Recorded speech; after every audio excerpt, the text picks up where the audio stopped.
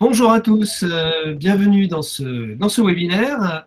Enchanté de pouvoir vous accueillir pour parler aujourd'hui du rêve des entrepreneurs.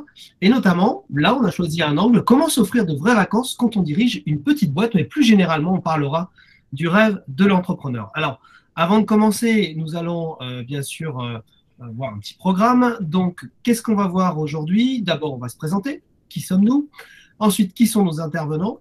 Et puis, on verra directement comment s'offrir de vraies vacances ou comment réaliser son rêve d'entrepreneur avec nos intervenants. Alors, juste avant de les présenter, une petite présentation de Rivalis, qui nous sommes. Alors, Rivalis, c'est le premier réseau d'accompagnement des dirigeants en France. Elle a été créée en 1994, donc il y a quelques années, 27 ans exactement. Aujourd'hui, on compte 730 conseillers en France et dans les dom-toms. Il y a forcément un conseiller Rivalis à environ 1 heure de chez vous, de votre domicile. 87 395 entrepreneurs qui sont utilisateurs de nos services. Le BSP, alors qu'est-ce que c'est que le BSP? C'est le bon sens paysan, le bon sens populaire, appelez-le comme vous le souhaitez. En tout cas, c'est notre feuille de route à nous, c'est-à-dire qu'on utilise toujours voilà, le côté pratique, le côté bon sens, pour pouvoir justement répondre du mieux à l'ensemble des enjeux et du quotidien du dirigeant. Ça nous semble une bonne façon de faire parce que voilà, c'est quelque chose qui a toujours fonctionné. Et alors évidemment, il faut des chiffres, évidemment, il faut des outils, des aides, mais une fois que voilà, on est bien accompagné et bien entouré avec des bons outils, le bon sens est aussi une qualité qu'il faut avoir. Enfin, la sérénité du patron. Alors ça, c'est notre objectif ultime, c'est que le patron soit serein dans son quotidien. Aujourd'hui, on va parler de rêve d'entrepreneur. C'est aussi quelque chose de très important dans notre méthode. Alors, on en parlera plus généralement. On vous donnera aussi des clés pour pouvoir justement atteindre ce rêve. Et donc, la sérénité, ça fait partie aussi du rêve du patron. 93% de satisfaction client. Important également à noter. Alors, dernière chose avant de présenter nos intervenants. Tous les mois, dans l'entreprise, il y a un conseiller Rivalis qui vient pour accompagner son client. On est différent de l'expert comptable, très complémentaire.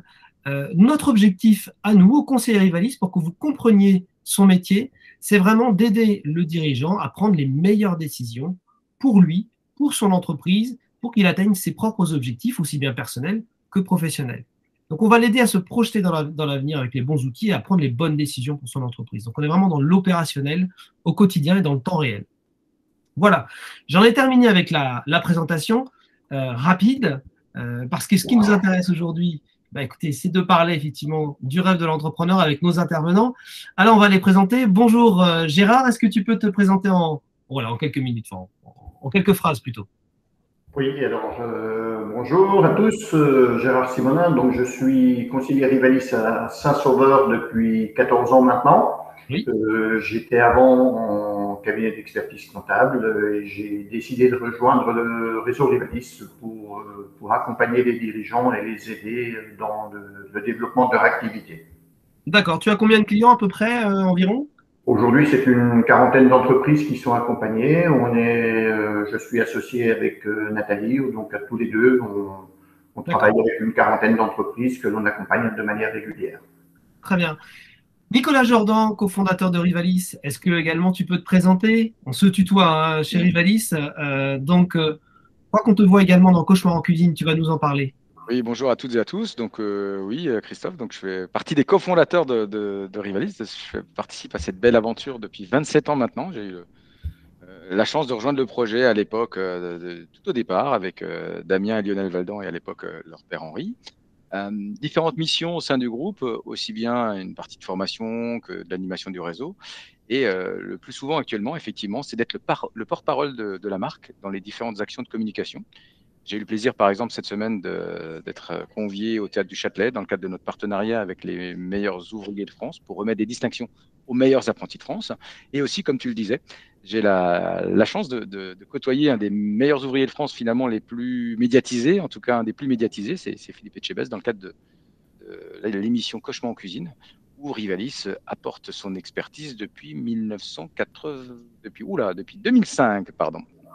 Non, ou 2015, je vais y arriver les dates. C'est Gérard qui m'a dû en erreur avec ses 14 ans de Rivalis, parce que j'avais eu le plaisir d'accueillir Gérard à l'époque. Oui, donc depuis D'accord. 2015, voilà, nous apportons notre expertise dans le cadre de cette émission.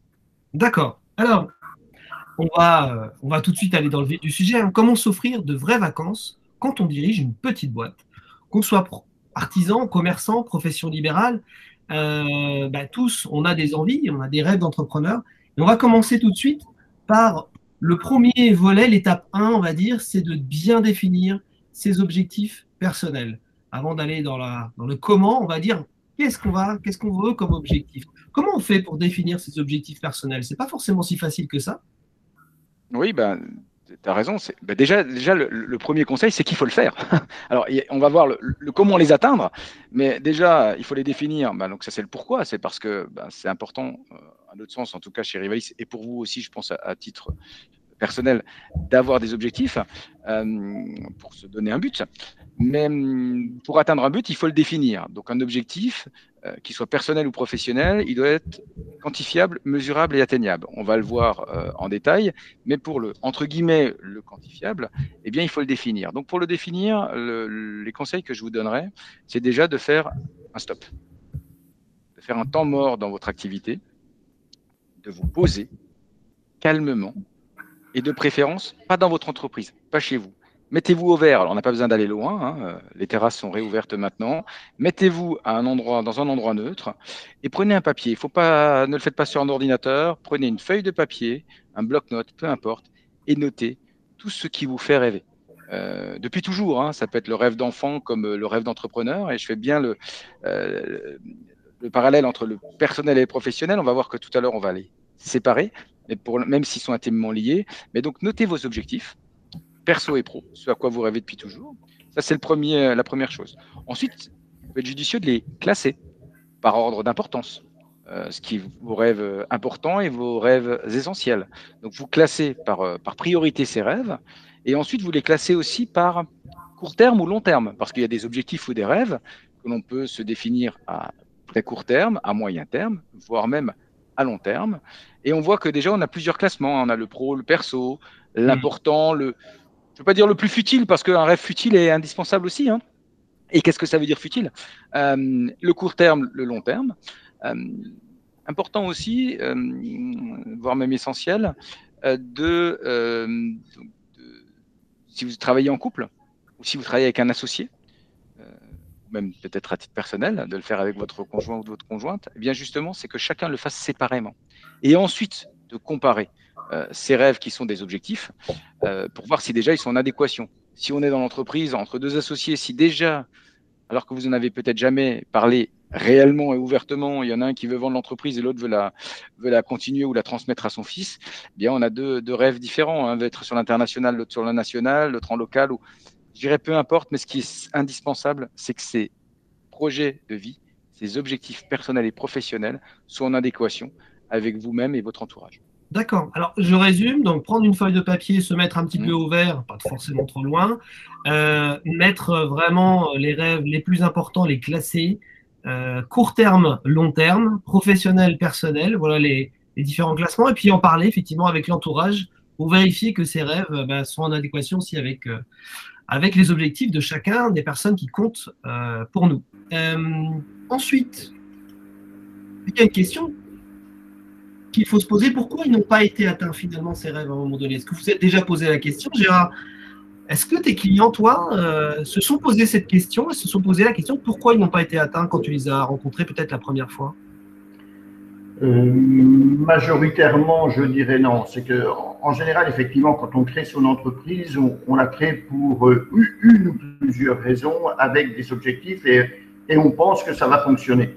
Sauf qu'une fois qu'on est dans le quotidien, qu'on a mis en place des différentes choses, eh bien, on a après, à la lecture des éléments qui nous sont communiqués, on s'aperçoit qu'on n'est pas dans les objectifs.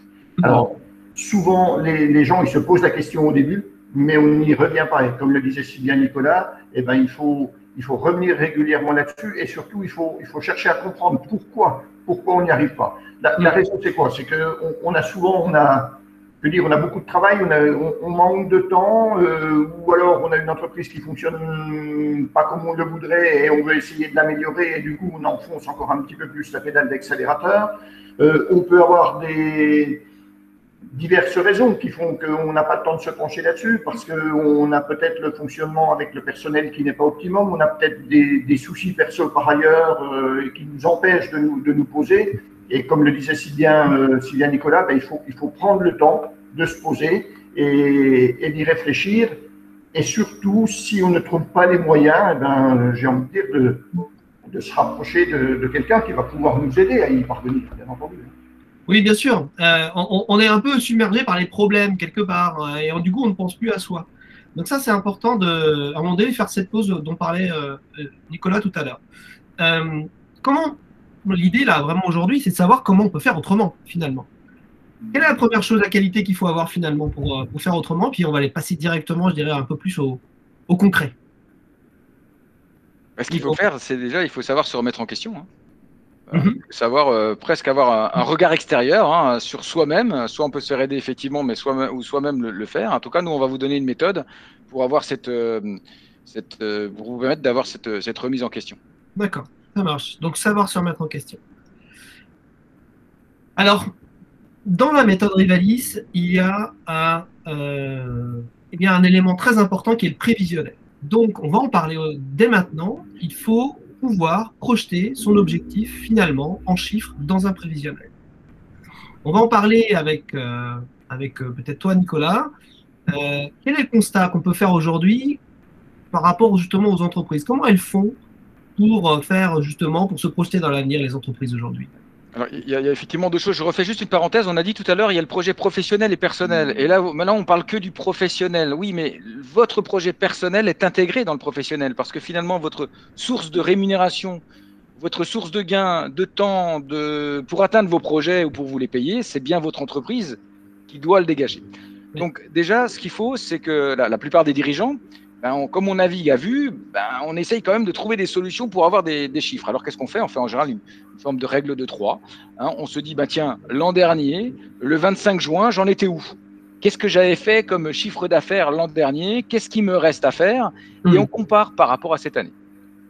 Ça peut être intéressant. On va voir qu'on va mettre des grands bémols, mais on va dire que c'est déjà mieux que rien.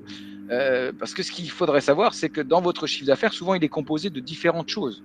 Du chiffre d'affaires de main-d'œuvre et du chiffre d'affaires de marchandises. Et est-ce qu'à aujourd'hui, votre chiffre d'affaires, en termes de répartition entre la main-d'œuvre et la marchandise, c'est la même chose que l'an dernier? Donc, on a déjà deux choses à analyser, le chiffre d'affaires main-d'œuvre et marchandises. Et ensuite, si par exemple l'an dernier, vous n'avez pas atteint vos objectifs et vos rêves, est-ce que vous pensez que vous allez y arriver cette année en étant dans la même fourchette de réalisation? Donc c'est pour ça qu'il faut y réfléchir et budgéter tout ça. Et surtout qu'en plus, si vous les comparez par exemple par rapport à l'année dernière, c'est une année un peu particulière, mais on va dire que toute année est particulière. Donc la comparaison comme ça aussi basique entre guillemets, c'est déjà mieux que rien, mais c'est quand même très hasardeux, en tout cas très imprécis. D'accord. Et ce qui compte, c'est pas le chiffre d'affaires non plus. Enfin, c'est une partie, je dirais, de l'équation, mais c'est parce que pour atteindre vos objectifs, vous payez vos rêves ou vos projets, ou peu importe. C'est pas avec le chiffre d'affaires qu'on se paye tout ça, c'est bien avec du résultat. Donc ne confondons pas. Là, je vous ai parlé de chiffre d'affaires en comparaison, mais ce qui est indispensable, c'est le résultat. Et le hic du résultat, c'est qu'on le connaît en général quelques mois après la fin de l'exercice, après la fin de l'année, quand le comptable qui a bien fait son travail vous rend son bilan. D'accord. Donc, on va faire un prévisionnel. Avant juste de faire ce prévisionnel, on va calculer un potentiel maximum de son entreprise. Oui, c'est important, Gérard, de calculer ce potentiel. Pourquoi c'est important? Ça va nous permettre de connaître les capacités de l'entreprise. Aujourd'hui, on peut avoir une entreprise qui fonctionne mal, on se dit automatiquement elle peut fonctionner mieux. Mais une entreprise qui fonctionne déjà très bien peut encore fonctionner peut-être mieux. Et ce potentiel-là, il va bien falloir aller le déterminer avec des méthodes différentes si on est artisan ou commerçant, bien entendu. D'accord. Donc, on a certainement des marges de manœuvre qu'on ne connaît pas forcément et il faut essayer de voir déjà à combien, jusqu'où on peut aller en termes de potentiel. Alors, on peut apporter peut-être une réponse déjà sur la façon dont on pourrait calculer le potentiel maximum de son entreprise. Gérard, est-ce que tu peux nous expliquer ce Oui, oui, calcul? dans cet exemple, donc, si on part sur une entreprise artisanale, Nicolas prendra le relais après, une entreprise commerciale, mais dans une entreprise artisanale, si vous avez une entreprise qui fait 450 000 euros de chiffre d'affaires et 50 000 euros de bénéfices, cette entreprise, elle a automatiquement donc 400 000 euros de frais généraux, divers et variés. Vous pouvez, vous tout seul de votre côté, y arriver à calculer ce potentiel maximum par une formule simple. Vous avez un nombre de salariés dans votre entreprise qui travaillent 35-39 heures. Vous multipliez l'horaire de la semaine par le nombre de salariés et on va dire par 45 semaines de travail de l'année si on neutralise les jours fériés, les 5 semaines de congés payés, les ponts, et voilà. Okay. Vous avez un taux horaire, quand vous êtes dans une entreprise artisanale, même si vous travaillez avec des unités d'œuvre, n'oubliez pas que vous devez avoir un taux horaire derrière, et si ce taux horaire, vous ne le connaissez pas, ben, il va falloir essayer de le déterminer et vous rapprocher éventuellement de quelqu'un qui pourra le faire. Vous multipliez ça par le taux horaire, vous ajoutez à ça les marchandises que vous avez achetées avec la marge que vous prenez habituellement. Toutes ces informations, vous les allez les trouver dans votre compte de résultat. Et ça va, quand vous avez cumulé tout ça, et bien entendu, ça vous donne le chiffre d'affaires maximum que vous auriez pu atteindre. D'accord. Le chiffre d'affaires maximum, s'il est de 600 000 euros, comme j'ai une masse de frais généraux de 400 000, eh bien, ça veut dire que je pourrais dégager 200 000, donc je pourrais avoir une amélioration de mon résultat de 150 000 euros. Ça, c'est des choses que l'on voit assez régulièrement. Un exemple tout simple, rapide, moi, dans une entreprise de 15 personnes que j'accompagne depuis la fin de l'année 2019, on a eu le bilan il n'y a pas très longtemps, on a amélioré le résultat de 178 000 euros. Hein, d'accord. Du résultat, on parle. Hein. On parle bien de résultat. Ouais. Et dans la formule, il y a un nombre de salariés productifs. On peut peut-être expliquer ce que c'est que ce mot productif? Oui, bien sûr. Alors, ce sont des gens qui sont dans l'opérationnel. Alors, voilà, le nom est peut-être un petit peu galvaudé, mais ce sont des gens qui sont dans l'opérationnel. Dans une entreprise, on a le dirigeant. Selon le type d'entreprise, le dirigeant, il est dans l'opérationnel à 100%, il y est partiellement ou il n'y est pas du tout. Donc ça, il va falloir en tenir compte. Et puis après, il y a aussi le personnel administratif, peut-être dans l'entreprise. Voilà, il peut y avoir un chef d'équipe qui est peut-être à 50% de son temps dans l'opérationnel. Donc tout ça, il va falloir le proratiser, bien entendu, et en tenir compte. Ouais, ce que tu appelles l'opérationnel, c'est lorsque tu peux vendre en fait l'heure de la personne à effectivement dans un devis ou autre. Voilà, on va mettre le temps passé par tel ou tel salarié ou même le dirigeant dans le devis. Ok, ça marche. Si vous avez des questions, surtout n'hésitez pas. Hein, allez-y, vous avez le chat, je le redis. Là, il y a des petites choses techniques dont on parle. Alors, juste, bonjour, y a-t-il un support en fin de réunion? On vous enverra le replay, effectivement, en fin de… Alors, la semaine prochaine, début de semaine prochaine, en général, il est envoyé. Hein, donc, une petite remarque sur ça. Alors, par rapport à ce potentiel, comme le disait Gérard tout à l'heure, là on parle d'heures. Alors peut-être certains d'entre vous présents sont commerçants, sont, je sais pas, métier de bouche, boulanger, restaurateur. On a aussi une méthode pour le calculer, sauf que là, bien sûr, ce qui est neutralisé, c'est les heures. Il n'y a pas d'heures vendables, d'heures productives. On vend de la marchandise avec marge, ou on vend des plats. Si on parle du cas du restaurateur, on vend des plats avec marge. Et du coup, on va faire à peu près la même calcul, sauf qu'on va se dire quel est le taux de remplissage maximum, par exemple, de mon restaurant, multiplié par, c'est le nombre de clients que je peux avoir, multiplié par le gain, donc combien me rapporte à chaque fois un client.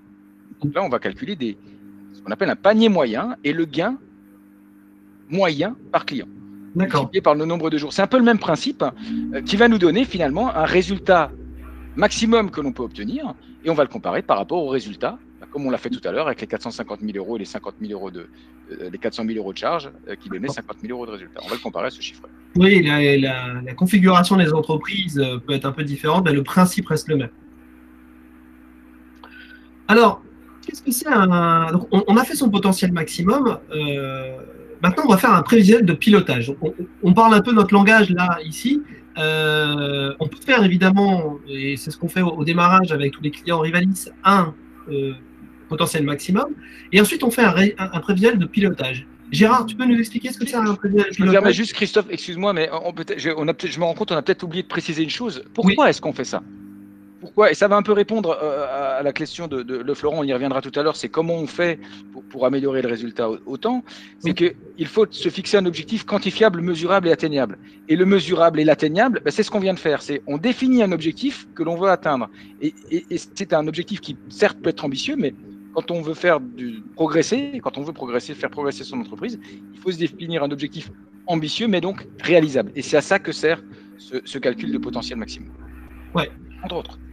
Si effectivement vous avez des questions, n'hésitez pas. Et c'est bien que tu le rappelles, on est dans le rêve du dirigeant. Ce rêve, il faut le ramener à une réalité. Et cette réalité, elle passe par effectivement ce potentiel maximum et ce prévisionnel de pilotage pour pouvoir finalement réaliser quelque part, et on va le voir en étape 3, ce rêve au jour le jour.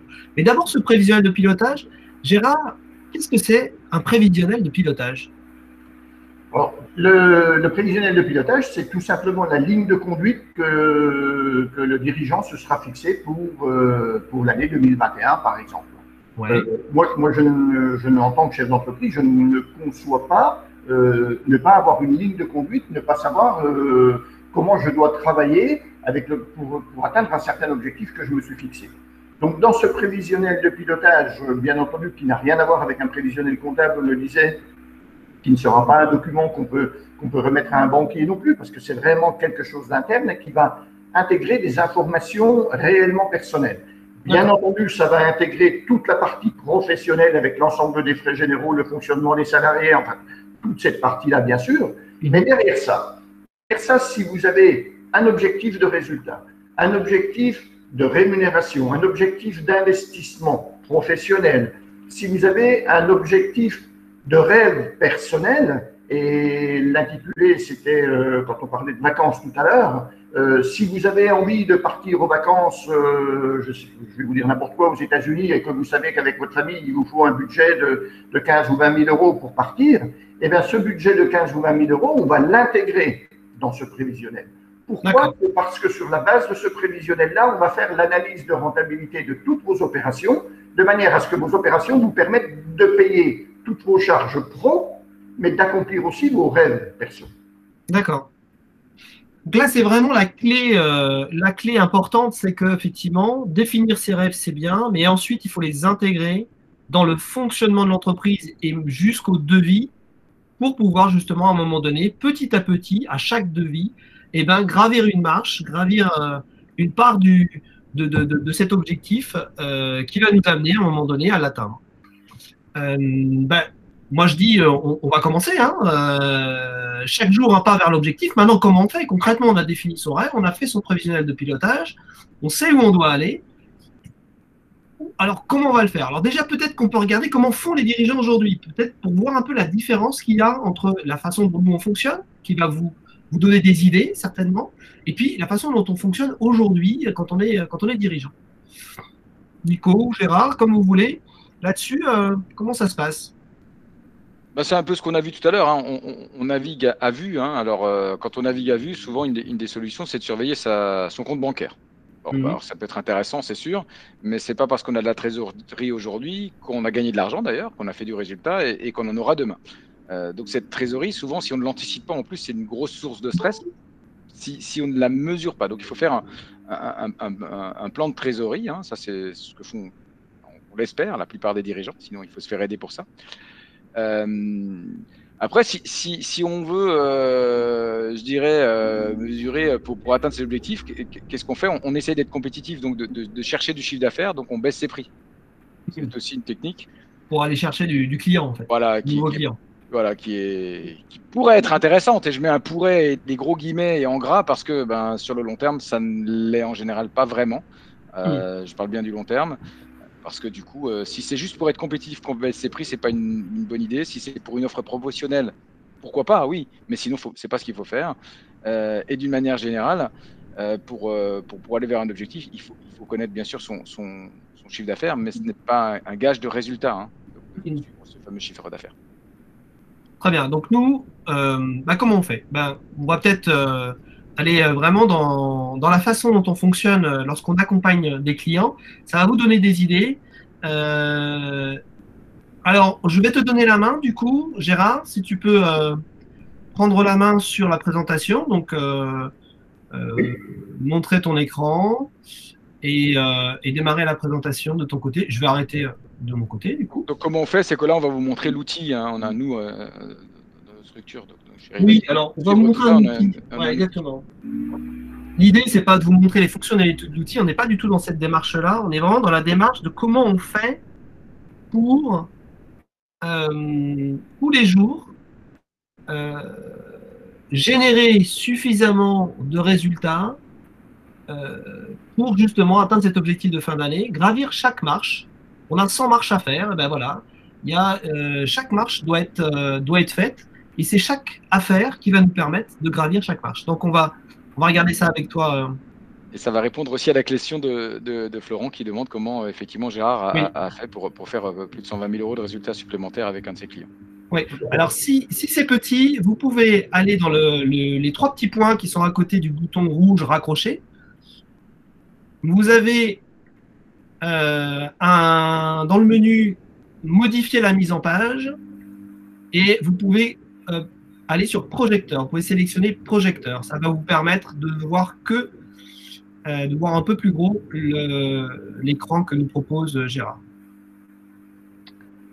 Bien, alors là, je suis sur un dossier. Alors, je suis sur un cas réel. Donc, j'ai fait une copie, j'ai bidouillé les noms pour rester dans l'anonymat le plus secret, bien entendu.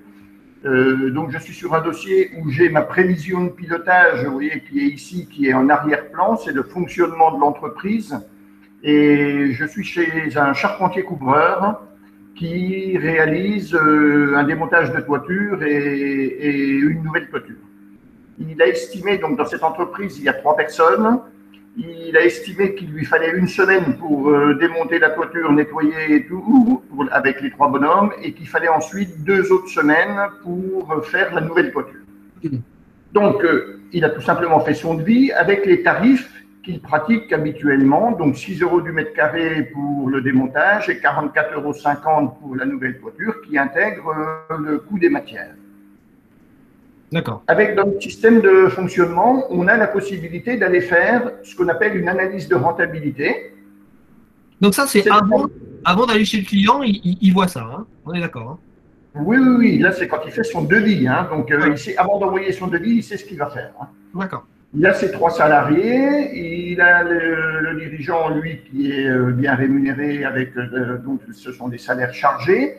Et là, j'ai mis donc mes 3 semaines de travail, 3 semaines de 35 heures, donc 105 heures ici.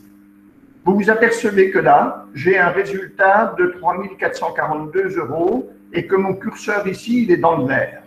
Ça veut dire quoi? Ça veut dire que tout simplement, sur cette opération, dès l'instant où mon curseur il est dans le vert, je paye toutes mes charges et que tous mes objectifs sont atteints. Vous voyez ici, on a un petit onglet, vous voyez peut-être mal, mais c'est marqué votre objectif. Mon objectif, il arrive ici. Tout ce qui est en dessous ici, c'est du boni. Ça veut dire que ce chantier-là, dès l'instant où je le fais en 3 semaines, avec mes 3 bonhommes, et bien mon opération, elle est bonne, puisque je vais alimenter mon résultat de 3 442 € en plus de tous les objectifs que je me suis fixés. Donc, c'est une bonne opération. Maintenant, je vais vous montrer, et c'est souvent ça qui pose souci dans les entreprises, pour ne pas dire toujours ça, parce qu'on n'a pas la bonne maîtrise, quand on n'a pas les outils du fonctionnement global. Je vais faire maintenant la même chose, mais le même chantier, mais je n'ai pas la dépose de la toiture. Ça a été fait par le client et il me sollicite juste pour refaire la toiture. Et dans ce cas-là, j'ai mes 752 mètres carrés, juste à 44,50 €, fourniture comprise comme c'était. Et rappelez-vous, je vous ai dit que là, j'avais prévu 2 semaines de travail pour mes 3 personnes. J'ai donc intégré mes 70 heures. Je vais gagner 1 436 €. Donc c'est bien. Sauf que mon curseur, il est dans l'orange. Ça veut dire que mon entreprise gagne de l'argent, mais pas suffisamment pour que je puisse atteindre les objectifs que je me suis fixés, quels qu'ils soient, les objectifs que vous avez mis dans votre prévisionnel. Donc en gros, ça ne me fait pas atteindre mon voyage à New York avec ma famille, quoi. C'est ça. En quelque sorte, c'est ça. Voilà. Et je vais maintenant vous faire la démonstration de l'autre partie. Si je ne fais pas de fausse manipulation, voilà. Les aléas du direct. Oui, tout à fait. Au bon endroit, voilà. C'est ma faute. Je vais vous montrer maintenant le devis où il n'y a que la dépose de la toiture, hein, la troisième partie. Là, je suis sollicité juste pour démonter la toiture et c'est l'inverse, c'est le client qui va refaire la toiture après. Donc j'ai mes 752 mètres carrés à 6 €, là c'est que de la main-d'œuvre. Et j'ai prévu une semaine, donc je vais aller mettre une semaine de travail ici. Et là, eh ben, je m'aperçois que je perds 640 €. Donc vous voyez, vous avez un devis global qui est rentable. Mais quand je sectorise chacune des parties, il y a des opérations qui sont négatives, il y a des opérations qui sont un peu positives, et l'ensemble est très bon. Voilà, donc c'est tout ça qu'il faut arriver à maîtriser. Si j'ai ce chantier-là à faire, ben, qu'est-ce que je vais faire? Je vais quand même me poser des questions. Je vais me poser plusieurs questions. Est-ce que je peux vendre plus cher? Non. 6 €, c'est le prix du mètre carré, donc il est hors de question de changer le prix. Si j'avais de la fourniture, là, ce n'est pas le cas. Mais est-ce que je peux voir avec mon fournisseur et puis essayer de négocier mes prix et d'obtenir des prix de matériaux un peu moindres? Peut-être. Est-ce que j'ai la possibilité de passer moins de temps? Et là, en tant que chef d'entreprise, je me pose des questions, mais je me dis, oui, mais cette toiture, allez, en se dépêchant un peu, on peut peut-être arriver à la faire en 4 jours. Et qu'est-ce que ça donne si je la fais en 4 jours? Donc, je mets 28 heures.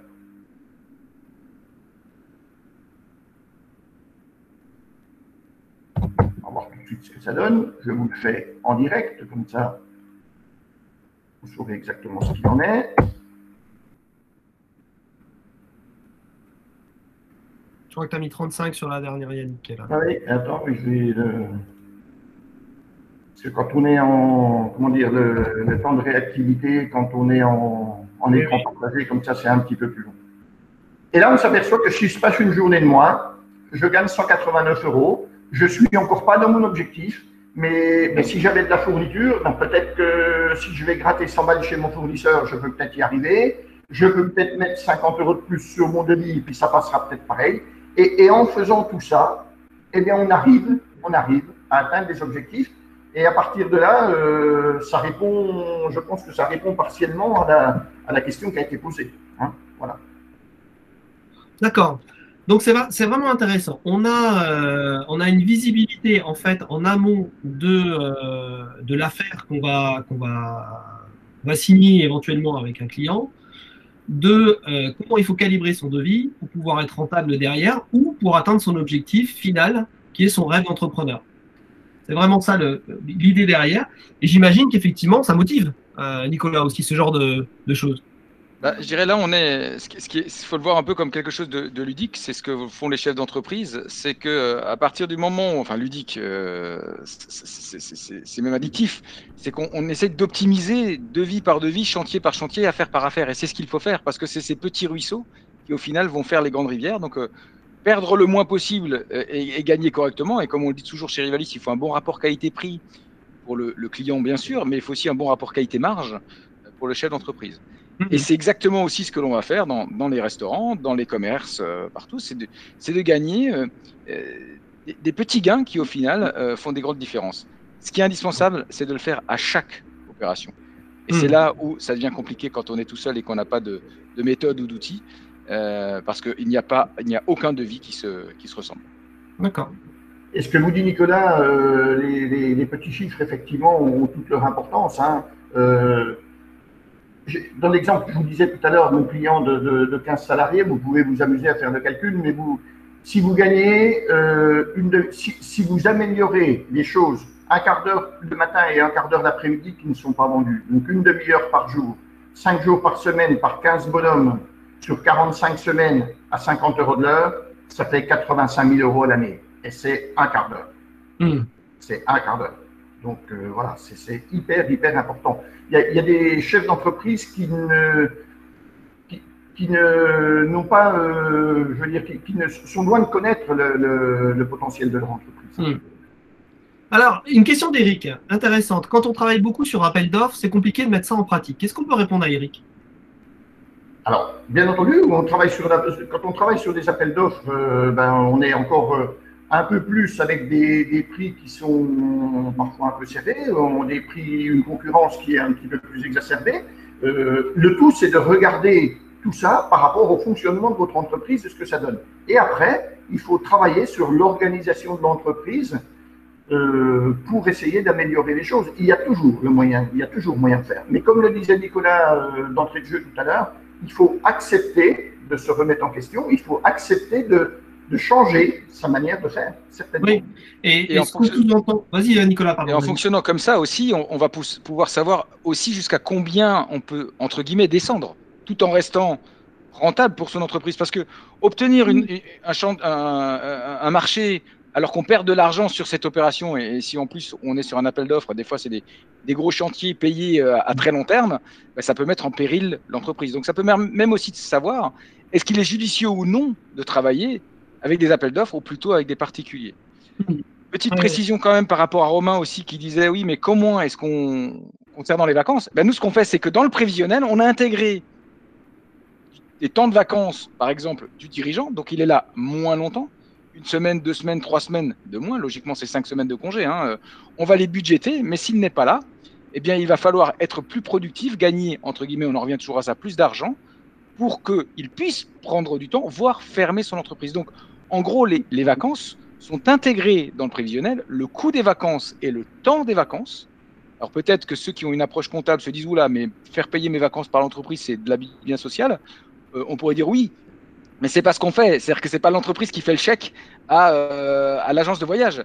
C'est de l'argent qui va être budgété dans des charges de l'entreprise, comme si c'était l'entreprise qui les payait. Mais ça permettra de dégager du résultat supplémentaire à l'entreprise et ensuite le chef d'entreprise, par une participation, des dividendes ou un salaire, pourra se prendre une prime pour se payer les vacances. Donc en résumé, la solution, le truc, c'est de tout budgéter pour atteindre un objectif supplémentaire. Oui. Si c'est pas clair, c'est important ça, effectivement. J'ai juste encore une seconde, Christophe. Moi, je suis spécialisé dans la restauration. J'ai un restaurateur qui était fermé 2 jours par semaine, enfin 2 services. Et pour gagner de l'argent, il me démontre qu'il va devoir travailler 1 journée de plus. En optimisant ses marges, on a gagné la même chose en ne travaillant pas cette journée de plus par semaine, en ne faisant pas ces 2 services de plus par semaine. Résultat des courses, il gagne ce qu'il faut. Et si maintenant il veut travailler cette journée de plus, il franchira encore un cap supplémentaire. Et peut-être qu'au lieu d'aller en vacances en seconde, il ira en première. Parce que justement, là, on est dans la double optimisation. C'est que, en gros, c'est travailler plus pour gagner plus. Désolé, ça se rapproche un peu d'un slogan politique, mais ce n'est pas notre optique. Nous, c'est travailler mieux pour gagner plus. Et si après on veut travailler plus, après c'est un choix. Oui, c'est ça. Il y en a qui veulent travailler moins aussi pour gagner autant, voire plus, quelquefois, mais qui veulent travailler moins. Et on est vraiment dans l'optique de prendre plus de vacances, d'être plus serein. Voilà. Et chaque entrepreneur va pouvoir calibrer ses rêves, les mettre dans le prévisionnel. Et à chaque devis, on va réaliser encore une fois ce rêve en étant rentable et en atteignant ses objectifs à chaque devis. Et à chaque affaire. C'est ça. Ce que je voulais dire, c'est qu'on ne vous emmènera jamais là où vous ne voulez pas aller. Ce qu'il y a dans le prévisionnel de pilotage, c'est votre volonté, c'est votre objectif. Par contre, nous, notre métier, c'est de vous aider à l'atteindre. D'accord. Et de faire tout ce qu'il faut pour que vous puissiez l'atteindre. D'accord.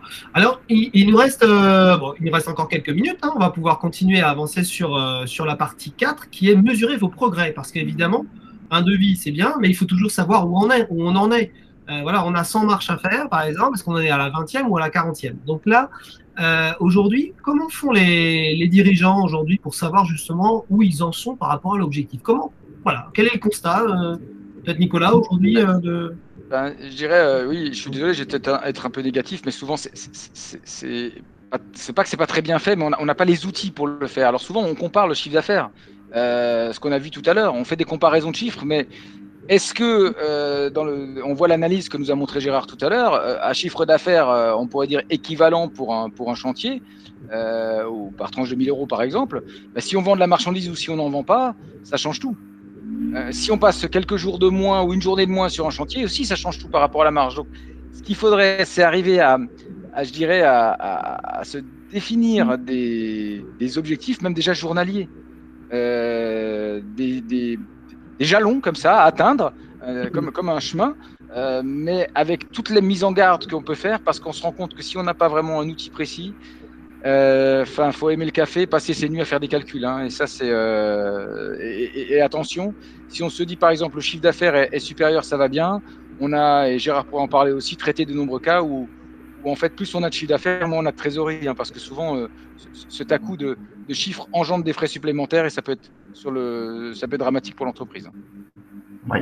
Et quand je regarde la phrase là, quand on regarde sa trésorerie et si le compte bancaire va bien, tout va bien, malheureusement, alors comme je parle plus de la partie artisanale aujourd'hui, j'ai envie de vous dire que c'est juste parfois catastrophique, parce que si on peut avoir un compte bancaire qui va bien, si vous travaillez avec des acomptes clients et que vous avez encaissé 50 000 euros d'acompte client, ben oui, la trésorerie elle est bonne, mais peut-être qu'à côté de ça, vous avez des dettes qui ne sont pas payées ou des choses que vous avez décalées. Donc votre compte bancaire, il va être à peu près bien, mais le résultat de votre bilan, il va être catastrophique. Et on ne comprend pas. On ne comprend pas pourquoi on a un résultat négatif alors que la trésorerie va bien. Sauf que si le résultat est négatif cette année, la trésorerie l'année prochaine, elle ira plus bien. Donc il vaut mieux anticiper tout ça. Oui. On a Maxime, c'est intéressant ce que vous dites Maxime, le résultat doit être comparé avec N-1 et non le chiffre d'affaires. Vous avez entièrement raison, 200%, 1000 fois raison. Le hic qu'il y a, c'est qu'aujourd'hui on est le 25 juin, je ne sais pas si vous êtes chef d'entreprise, mais vraisemblablement, si vous l'êtes, il y a de fortes chances que votre exercice comptable se termine le 31 décembre et vous saurez donc en avril prochain, si tout va bien, quel est votre résultat de fin d'année. Ce que nous, on voudrait savoir aujourd'hui, 25 juin, si mon entreprise va bien ou pas bien. Et donc là, pour le savoir, désolé, on a dit qu'on ne ferait pas forcément de promo pour notre outil, mais avec la méthode de pilotage et avec Henri, nous, on le sait en temps réel. Mais là, nous, on essaye de vous donner des astuces pour le savoir, pour vous débrouiller tout seul. Et c'est là où on a des difficultés à le savoir et on essaye de faire, je dirais, au moins pire. Et le moins pire, ça pourrait déjà de comparer du chiffre d'affaires, de comparer ses charges et d'essayer de faire la fameuse règle de 3 dont on parlait tout à l'heure. Alors, Maxime nous dit, effectivement, non, car je demande tous les mois des tableaux de bord à mon comptable avec marge EBO résultat net. Ce qui est bien. Est-ce que tous les comptables le font déjà, Gérard, d'expérience? Tous les comptables sont capables de faire des tableaux de bord, bien entendu, oui, absolument. Alors, est-ce qu'ils le font pour tous les clients? Je ne pense pas, c'est les clients qui le demandent. Dans un délai de combien de temps? Je ne sais pas. Je rebondis juste sur ce que dit Nicolas, c'est alors, avec notre méthode, avec nos outils, sans rien demander à votre comptable et sans rien faire, vous allez pouvoir savoir où vous en êtes aujourd'hui, 25 juin à 11h40. C'est la différence. Et donc de pouvoir aussi piloter en fonction, parce qu'attendre un mois, quelquefois, ça peut être embêtant. On va regarder justement ça, peut-être avec toi, Gérard, justement cette partie tableau de situation. Alors, hop, je passe à la slide suivante. Tu peux prendre la main et puis on va montrer comment ça marche. Oui, ça va être assez rapide parce que du coup, là, il y a quelques chiffres qu'on va montrer. C'est encore une fois pour vous sensibiliser à ce type de choses et vous montrer comment vous pouvez peut-être faire tout seul sans les outils Rivalis. L'idée, c'est vraiment de vous donner aussi des clés pour y arriver tout seul. Tant bien que mal, avec des bémols, hein, parce qu'effectivement, il faut faire attention quand même aux chiffres qu'on peut produire. En tout cas, voilà comment nous on fait. Alors. Voilà, là je vais vous montrer ce qu'on appelle chez nous un tableau de situation. Alors ce tableau de situation, vous n'avez pas besoin d'aller l'alimenter, il se met à jour directement avec votre facturation. Dès l'instant où vous utilisez notre méthode, nos outils, je vous l'ai montré tout à l'heure, vous faites vos devis, le devis vous le passez en facture, dès l'instant où vous l'avez passé en facture, le tableau de situation, il s'est mis à jour tout seul. Alors, attendez, juste une petite pause, Gérard, parce que je crois que mon écran était encore aussi en visu. Je pense que tout le monde, vous devez voir l'écran de Gérard, là, ça devrait être bon. C'est bon. Ouais, ok, ça marche. Vas-y, Gérard, tu peux continuer. Dans ce tableau-là, vous allez avoir la répartition. Alors, on sépare les services, c'est-à-dire la main-d'œuvre, les produits, et on a ici le chiffre d'affaires total. Donc, selon vos activités, vous aurez des chiffres qui seront dans les différentes cases. D'accord? Vous avez ici le prévisionnel que l'on a établi pour aller jusqu'à la fin de l'année 2021. Hein, et vous avez le prévisionnel ici qui est sectorisé à la date d'aujourd'hui, du 25 juin. J'ai 257 jours de travail à l'année, je suis au 122e. Les chiffres que j'ai là, c'est tout simplement une règle de 3. Mais c'est une règle de 3, ça veut dire que tous les frais généraux sont répartis sur la période de travail. Et je rejoins je rebondis sur la question de Maxime, hein, je crois que c'était juste avant. Quand vous êtes en congé, le gros avantage du fonctionnement de la méthode, c'est que quand vous fermez votre entreprise au mois du mois d'août, votre tableau de situation, il vous annonce un résultat de 20 000 € le 31 juillet. Vous revenez le 1er septembre, vous avez toujours 20 000 € de résultats positifs.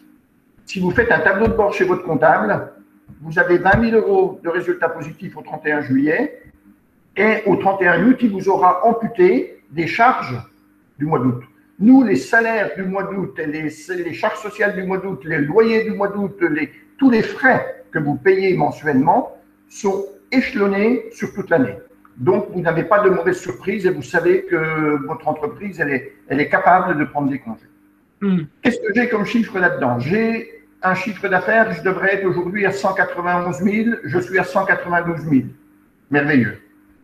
Est-ce que j'ai respecté ma marge matière? 40% j'avais prévu, 40% j'ai réalisé, tout va bien. J'en ai même vendu 129 000 alors que je ne devrais être qu'à 92 000. C'est encore beaucoup mieux. Par contre, je n'ai pas vendu mes heures de travail. Je devrais être à 98, je suis qu'à 62. Et je peux vous garantir qu'avec mes 14 années d'antériorité, c'est toujours là que ça pêche. Tout le temps, tout le temps, tout le temps. Et résultat des courses, eh bien, je devrais aujourd'hui, sur un objectif de résultat de 52 000 que je me suis fixé, je devrais être à 24 000, je ne suis qu'à 3 000. Comment je vais faire pour rattraper ça? Ça, c'est notre métier. Et tous les mois, systématiquement, on regarde tous ces chiffres-là et nous, on se projette dans le mois qui suit. La différence, si vous voulez, avec, toujours pour répondre à Maxime, avec le tableau de bord que vous avez, vous allez avoir au 10 juillet, on va dire, le résultat de votre entreprise, la situation de votre entreprise au 30 juin. Moi, quand je viens vous voir le 25 juin, je vous donne la position au 25 juin et je vous dis, Maxime, qu'est-ce que vous avez prévu de faire jusqu'au 31 juillet? Et on regarde ce que vous voulez faire ensemble. Et moi, je vais vous dire, eh bien, écoutez, Maxime, c'est très bien, ça correspond à votre objectif ou ça ne correspond pas. Et si ça ne correspond pas, qu'est-ce qui ne correspond pas? Qu'est-ce qu'il faut changer? Qu'est-ce qu'il faut améliorer? Comment il faut s'organiser pour y arriver? Combien il manque? Voilà, c'est toutes ces choses-là qu'on va regarder ensemble. C'est la différence avec le métier de l'expert comptable qui est tout à fait louable. Je ne le critiquerai pas parce que je l'ai fait pendant 23 ans. Donc, ce n'est pas un métier que je vais critiquer, mais on est vraiment sur deux métiers complémentaires et complètement différents. Voilà. Oui, et même dans les outils et dans les chiffres qui sont donnés. OK. L'idée, c'est de dire, voilà, j'ai des chiffres maintenant, mais j'ai des chiffres aussi de projection. Je vais pouvoir savoir, si je continue comme ça, à combien je serai dans un mois, dans 2 mois, etc. Ou en fin d'exercice. Ça, c'est essentiel parce qu'effectivement, on se dit, bah, est-ce qu'il faut que je change le curseur? Est-ce qu'il faut que je change, je me remette en question, on disait tout à l'heure, ou pas? Est-ce que tout va bien? Et ça, on le sait à tout moment. Donc, on peut être très réactif. Et la vie de l'entreprise bouge aussi, change. Il y a des salariés qui arrivent, d'autres qui partent. Il y a des investissements qui sont faits. Et tout est mis à jour de telle sorte qu'on puisse suivre justement ces évolutions aussi. Donc, que ce soit les objectifs personnels, la vie de l'entreprise et la projection dans l'avenir, tout ça est prévu et rationalisé pour qu'on puisse, au bout du compte, avoir ce fameux voyage à New York, quoi. Ouais. Et j'ai fait au 1er janvier mon prévisionnel qui intègre mon voyage à New York. J'ai fait mon devis que je vous ai montré tout à l'heure, global, avec le démontage de la toiture et la nouvelle toiture à faire. Où j'étais dans mon objectif, j'étais dans le vert, je gagnais 3 000 € en plus que ce que j'avais besoin, donc tout allait bien. Sauf que, entre-temps, j'ai 2 salariés qui sont partis. J'en ai embauché un autre avec un salaire différent. Ceux qui sont partis avaient des salaires qui leur étaient propres aussi. Mon entreprise, quand je vais réaliser le chantier au mois de septembre, n'a plus la même configuration qu'elle l'avait au mois de janvier quand j'ai fait le devis. Si je refais mon analyse au mois de septembre de mon devis, l'analyse, elle ne sera plus du tout la même. Elle peut être passée en rouge ou elle peut s'être améliorée suivant ce qui s'est passé dans l'entreprise. Et à ce moment-là, qu'est-ce que je fais? Je subis la situation, je fais le gros dos et puis je dis c'est comme ça, tant pis, j'y peux rien. Mais si c'est ça, il ne faut pas être chef d'entreprise. Être chef d'entreprise, c'est dire non, ce chantier-là, il était rentable, je veux toujours qu'il soit rentable. Donc, qu'est-ce que je fais pour qu'il soit rentable? Ça, c'est notre métier. Alors, on va aller un petit peu plus vite sur la dernière partie, parce qu'il nous reste 10 minutes pour vraiment finir, et puis il y aura certainement des questions. N'hésitez pas, si vous en avez dès maintenant, à les poser, on y répondra juste après. Comment faire si vous n'avez pas d'outil de pilotage? Donc, il y a peut-être une méthode, je dirais, bon an, mal an, d'arriver à quelque chose d'à peu près raisonnable, on va dire. Est-ce qu'on peut le faire soi-même, Nicolas?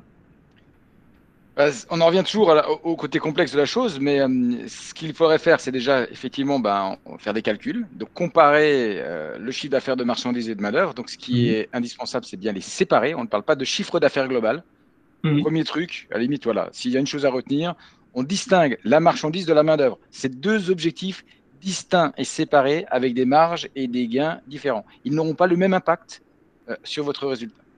Ensuite, deuxième chose, suivre vos charges pour voir si le résultat suit. Donc, suivre vos charges, c'est tout simplement suivre toutes les factures que vous avez reçues, que vous allez donc devoir payer. À la limite, je ne parle pas de trésorerie pour l'instant, donc on ne va pas parler de délai de règlement.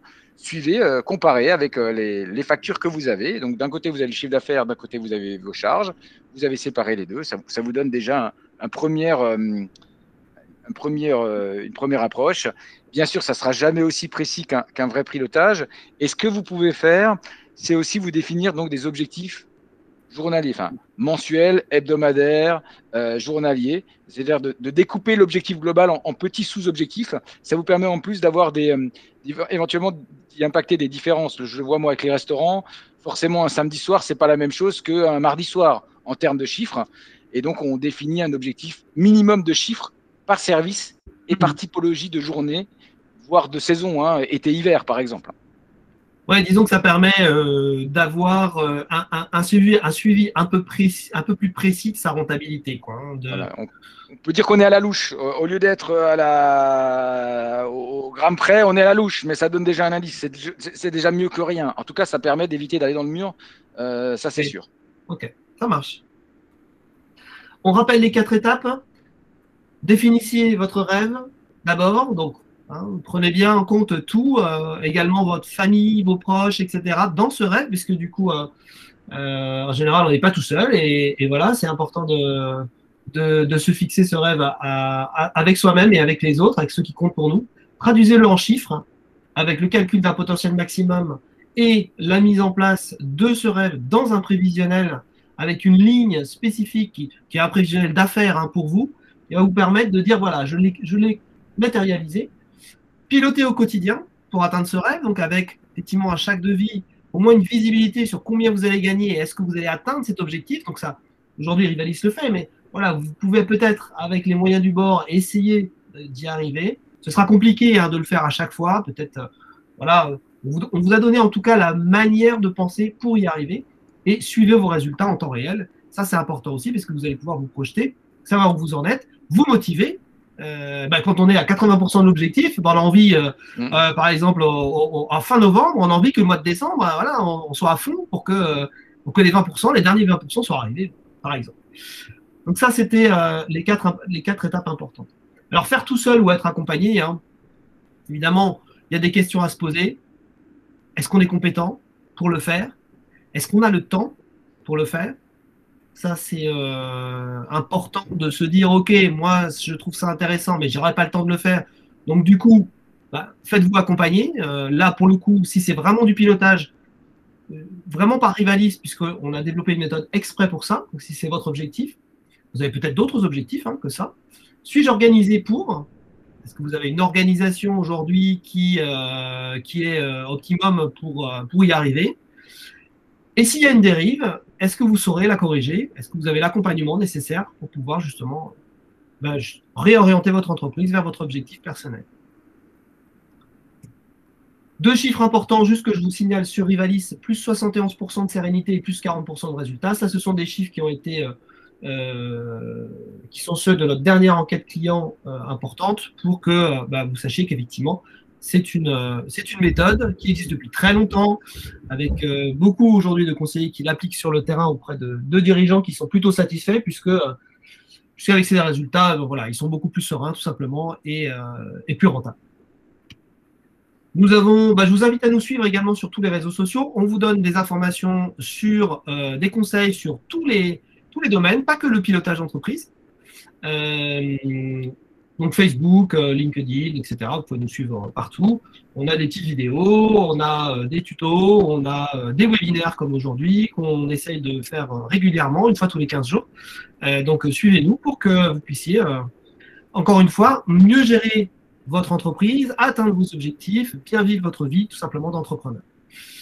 Voilà, il est 11h55. On a tardé un petit peu là sur la dernière partie. On voulait faire 15 minutes de questions, mais je pense qu'on avait déjà des questions à l'intérieur de ce webinaire. Donc, on peut continuer avec vos questions. Est-ce que vous en avez d'autres? Sinon, si vous n'en avez pas d'autres, voilà, on pourra vous libérer un petit peu plus tôt. Donc, allez-y, n'hésitez pas. Peut-être des remarques, Nico, par rapport à tout ce qu'on a vu ensemble, Gérard? Oui, je voudrais donner encore une petite précision à Maxime tout à l'heure pour les tableaux de bord, quelque chose qui me traverse l'esprit. C'est très bien, effectivement, c'est très très bien, mais ça reste quelque chose de comptable, 100% comptable. Et comme je l'ai dit, notre métier n'est pas comptable. Notre métier intègre les rêves du dirigeant. On a parlé tout à l'heure de vacances avec un voyage aux États-Unis. Dans la méthode que Maxime nous donne, il obtient ses tableaux de bord, mais ce ne sont que des chiffres comptables. Et c'est le résultat qui va lui permettre de dire si effectivement le résultat sera suffisant pour aller aux États-Unis. Nous, on intègre le voyage aux États-Unis dans la rentabilité des opérations et on est sûr qu'on pourra y aller dès l'instant où les opérations sont rentables. C'est là la différence, le delta entre les deux. Après, peut-être aussi en résumé, pour terminer de mon côté, je dirais combattons les idées reçues. C'est pas parce que votre entreprise fait 20 000 euros de résultats depuis des années que vous dites je peux pas faire plus, que vous ne pourriez pas faire plus. C'est indispensable d'avoir pourquoi pas. Et là, faire un diagnostic de votre entreprise. On peut vous accompagner pour le faire. Regardez finalement combien elle pourrait dégager. C'est pas parce qu'elle pourrait dégager tant que vous voudriez faire autant, hein, mais en tout cas, c'est de se fixer un objectif, déjà de connaître le maximum de ce qu'on pourrait réaliser, de se définir un objectif que soi-même on a envie de réaliser, parce que c'est peut-être pas en adéquation, c'est la première chose, et ensuite de définir des petits jalons, étape par étape, pour l'atteindre. Parce que se dire, je veux faire le plus possible, ou le mieux possible, ça ne marche pas. Ça ne marche pas si on n'a pas des étapes, comme on le disait, des points de repère à chaque fois, et se féliciter. N'oubliez pas de vous féliciter aussi quand vous atteignez un objectif, mais pour ça, il faudrait savoir déjà l'objectif et se le définir. Après, on s'aperçoit aussi que quand on a une entreprise qui, enfin moi, ce que j'ai vu au travers des différentes entreprises qu'on a accompagnées, c'est que quand le dirigeant n'a pas réellement d'objectif parce que son entreprise fonctionne mais sans plus, et qu'on met en avant un certain potentiel, comme par hasard, les objectifs ils arrivent après. Hein. Donc tout le monde en général a des rêves, tout le monde a des objectifs, tout le monde a des envies, hein, c'est sûr. Après, voilà, on accompagne les entreprises. Alors, selon les cas, il y a des gens, on va les aider à se remettre sur le droit chemin et à repartir d'un bon pied. Et ils vont, adopter de bonnes manières de travailler et après, ils seront capables de se débrouiller tout seuls. Il y en a d'autres qui préfèrent toujours avoir la sécurité. Et moi, j'ai des gens que j'accompagne depuis 14 ans, depuis que je suis dans le réseau et qui ne voudraient surtout pas s'en passer. Voilà.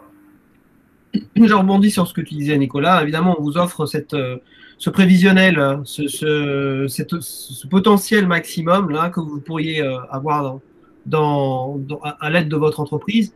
Vous serez certainement contacté d'ici quelques jours par un conseiller de proximité parce que on vous mettra en contact avec votre conseiller le plus proche pour que vous puissiez le rencontrer déjà. Évidemment, tout ça est gratuit. Il n'y a pas je sais pas, rien à payer là-dessus en tout cas. Et l'idée, c'est vraiment de vous montrer un petit peu combien vous pourriez gagner avec votre entreprise. Et ensuite, si vous voulez aller plus loin avec votre conseiller, libre à vous. Mais en tout cas, vous aurez cette information. Voilà. Donc, ça nous semblait important aussi de vous délivrer ce message, de vous dire qu'il y a un conseiller, une conseillère à côté de chez vous. On est 730 en France, qui peut vous rendre visite et qui peut vous aider aussi à vous-même atteindre vos objectifs personnels grâce à votre entreprise et retrouver quelque part le contrôle, le pouvoir, comme tu aimes le dire, je crois, Nicolas, souvent, sur votre entreprise. donner le pouvoir au patron. C'est ça, le pouvoir à l'entrepreneur d'abord, au dirigeant. C'est bien lui qui a mouillé sa chemise, qui a créé sa boîte. Et c'est bien normal qu'il en ait aussi les fruits et qu'il puisse en vivre pleinement heureux. Très bien, écoutez, il est midi. Je vous souhaite à tous et à toutes un très bon week-end. On est vendredi, donc à très bientôt pour une autre table ronde, un autre webinaire comme celui-ci. On travaillera la prochaine fois sur le prix de vente. On va aller un peu plus loin dans la partie technique. Donc, surtout, n'hésitez pas à nous suivre et à très bientôt. Merci. Bon week-end. Ciao. Merci à Au tous. revoir, bon week-end à tous.